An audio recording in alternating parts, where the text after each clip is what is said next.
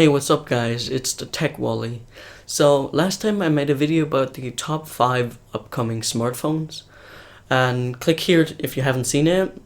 And my number 1 was the Oppo Find 7, and it was just announced today, and I wanted to make a video about the specifications. So without further ado, let's do this. Enjoy!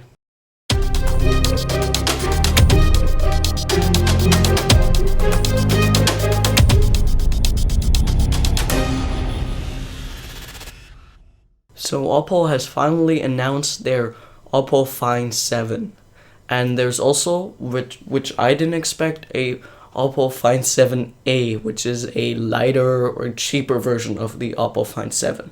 Both of these phones are incredibly awesome and they got incredible specs.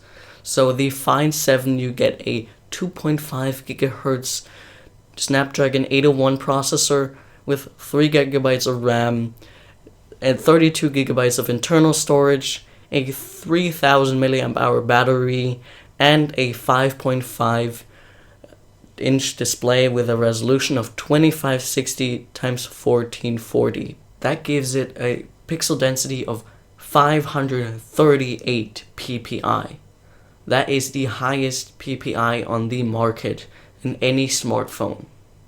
And you can only get this for only $599, which is pretty inexpensive. So the specs of the Find 7a, so the lighter version, is it has a 2.3 gigahertz Snapdragon 800 processor, 2 gigabytes of RAM, 16 gigabytes of internal storage, 2800 milliamp hour battery, and a 5.5 1080p display.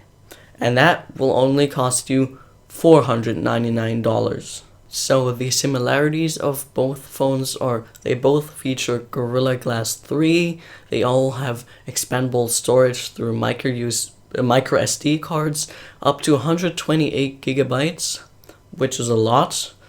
And they also both have this beautiful skylight LED indicator at the bottom of the phone. The phone in general is pretty beautiful, and they also both feature LTE connectivity. Another awesome feature of these phones is they has a super fast charging capability. Oppo claims that it can charge your phone from 0 to 75% within half an hour. That would be awesome, but possibly. And the downside, however, it only works with the official charger from Oppo. I mean, you still get it included when you buy the phone, but I would love to see that on other phones, and it's just awesome to charge your phone that quickly. Next up is the camera.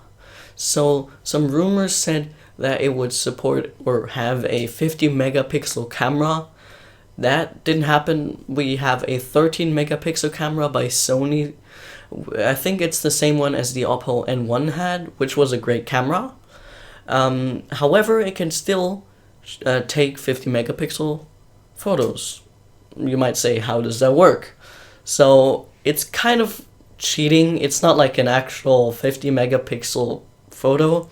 So it takes 10 pictures really quickly, and then it picks the top 4 and combines them to make one, I think it's called super zoom picture with 50 megapixels. I mean, it's kind of cheating, but it's still a cool thing.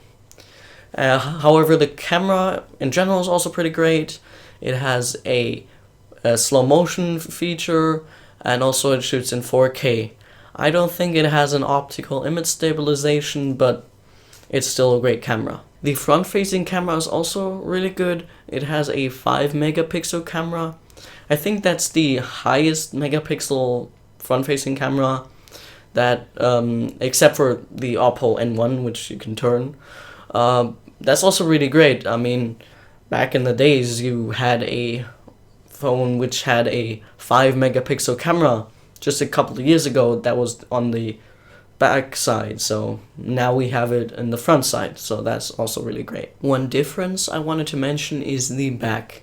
So the Oppo Find 7, so the more expensive version, has a carbon fiber back, while the Find 7A has a soft touch back. So software-wise, it's running Android 4.3 Jelly Bean, which is kind of a downside to some people.